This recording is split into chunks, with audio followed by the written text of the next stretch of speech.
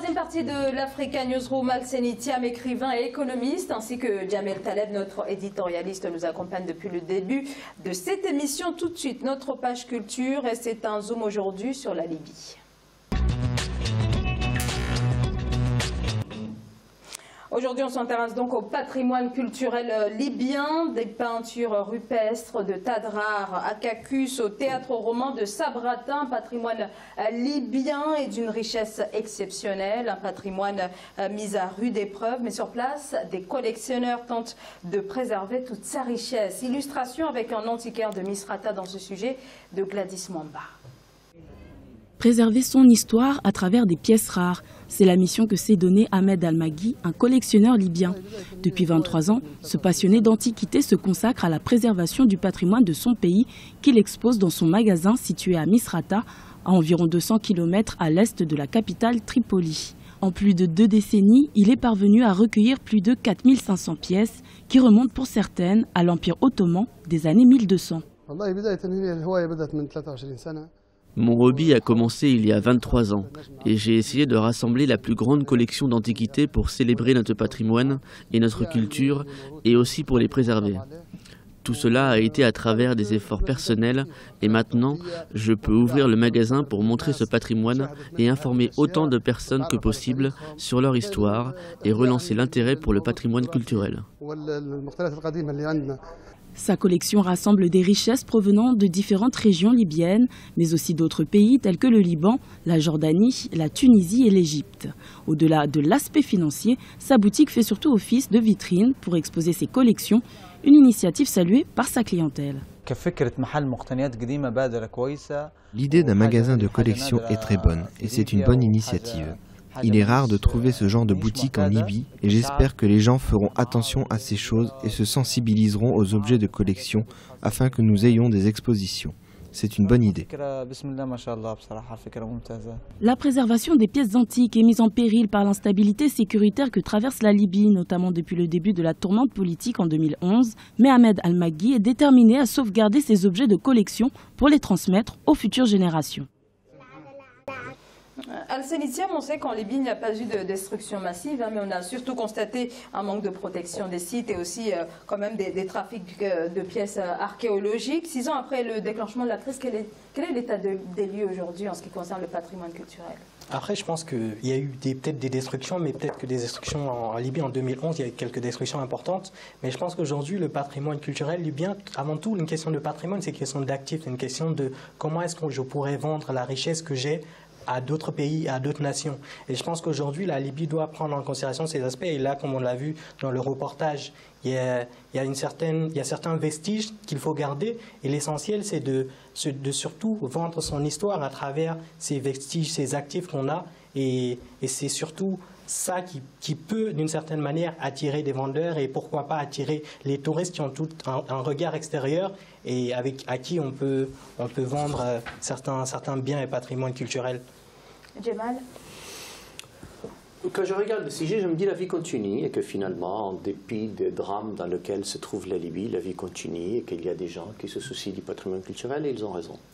La Libye est un carrefour de l'histoire réelle et elle remonte jusqu'à Rome sans problème. Et donc les vestiges de l'histoire sont évidemment l'âme de la Libye. D'ailleurs, la culture est souvent l'âme d'un pays et je n'en dis combien. Ce que je veux dire par la suite ne peut en aucune manière être perçu comme étant une logique d'amoindrir la valeur de la culture, ce qui est évidemment loin de mes préoccupations. Je pense tout à fait que l'âme d'un pays, c'est aussi la culture. Cela dit, je suis toujours très embêté quand on a des sujets de télévision qui font un focus sur la protection d'un patrimoine qui est important, mais qui est secondaire par rapport au patrimoine humain. La Libye a 4 millions de personnes en dehors de la Libye. Et la première ressource, le premier patrimoine de la Libye, ce sont ses habitants, ses hommes, ses femmes, ses enfants. Et donc ceux-là vivent un drame, de mon point de vue, grave, beaucoup plus grave. Alors, est-ce que pour autant on n'a pas le droit de parler de culture? On n'a pas le droit, évidemment qu'on a le droit de parler de culture, de rappeler que l'histoire de la culture, que la culture en Libye est évidemment une âme méconnue d'ailleurs, souvent, hélas, parce que ce n'est pas un très grand pays ouvert au tourisme et on ne connaît pas les vestiges comme on peut le connaître en Italie ou en Grèce ou dans le nord de la Tunisie. Cela dit, c'est toujours pour moi un moment très compliqué de me focaliser, comme on l'a fait sur le Caire, alors même qu'on tire sur des Kérotes, on tire sur des Égyptiens. Le souci de certains était d'abord de sécuriser Mais c'est aussi, comme vous l'avez dit, l'occasion de montrer que malgré le contexte difficile, la vie continue. Tout à fait, j'ai commencé par ça. Voilà, et c'est aussi une démonstration comme quoi on s'en sort, que les Libyens tentent de s'en sortir. Et la culture, c'est très très important, mais ce que je dis là est l'expression d'un sentiment personnel. Donc je me dis, moi, j'ai toujours du mal à aller, mais c'est des sujets de télévision et il est normal que la télévision s'intéresse à ces choses-là et elle a raison, parce que la vie après tout diverse et diversifiée, il est normal qu'on s'intéresse donc à la protection du patrimoine culturel. On ne s'intéresse d'ailleurs pas beaucoup à la protection des Sud libyens, dont on se moque un peu, hélas, mais ça c'est bien plus grave de mon point de vue. Cela dit, la vie à Misrata, la vie à Zentan, la vie même à Tripoli est beaucoup trop dure pour les habitants. Ils vivent dans une insécurité permanente, dans un pays qui n'a pas de gouvernement, pas d'autorité, on parlait de souveraineté depuis 2011, un pays dont l'âme a été totalement assassinée par ceux qui ont créé une guerre. J'aurais aimé, moi, que cette guerre, quand ils l'ont créée à l'époque, ils aillent jusqu'au bout. Non, ils ne sont pas allés jusqu'au bout, ils sont partis comme des lâches et ils ont laissé un peuple martyrisé, une région d'ailleurs martyrisée. Cela dit, courage à cet antiquaire, courage à ceux qui se préoccupent aussi de protéger ce patrimoine ô combien important de l'histoire de ce pays, lui-même important. Alors, on sait par exemple qu'il y a des sites comme celui de Cyrène ou encore celui de Ghadamès qui sont inscrits sur la liste des monuments en péril par l'UNESCO. Est-ce que le récent repli de l'État islamique peut permettre justement de restaurer ou bien de jeter en quelque sorte un coup d'œil sur ce qui se passe au niveau de ces sites-là? Oui, je pense que le repli de l'État islamique peut donner la possibilité à ces différents acteurs de répertorier tous ces sites et éventuellement de vendre l'image de ces sites auprès du regard extérieur, auprès des peuples étrangers, notamment. Vous avez dit que c'était au patrimoine de l'UNESCO, c'est ça? Oui, patrimoine de l'UNESCO dans les monuments en péril. Dans les monuments en péril, oui.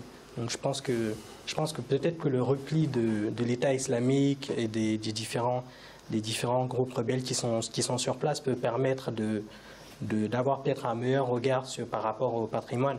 Mais je pense que, comme vous l'avez dit, par rapport à la crise de la Libye en 2011, c'est une crise où peut-être que les Français se sont ingérés. Là, je regarde souvent les reportages sur Africa 24, sur la crise libyenne. Je pense que c'est une crise où les Français sont intervenus d'une certaine manière et on a eu un seul regard sur Kadhafi, c'était le regard étranger.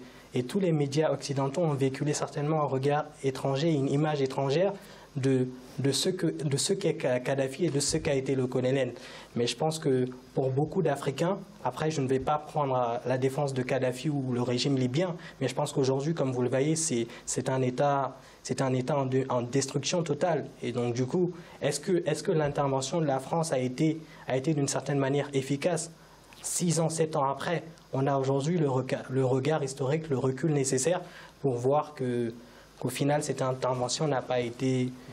En tout cas, la suite de l'intervention n'a pas été si efficace pour les populations libyennes avec la crise qu'on connaît, les différents groupes rebelles qu'il y a sur place. Et après, sur la question du patrimoine, je pense que oui, la Libye doit, avec le recul peut-être et avec un peu plus de paix, on pourrait mieux vendre la question du patrimoine qui, comme monsieur l'a souligné, c'est un patrimoine qui date de centaines d'années et qu'il faut vraiment vendre aux autres populations.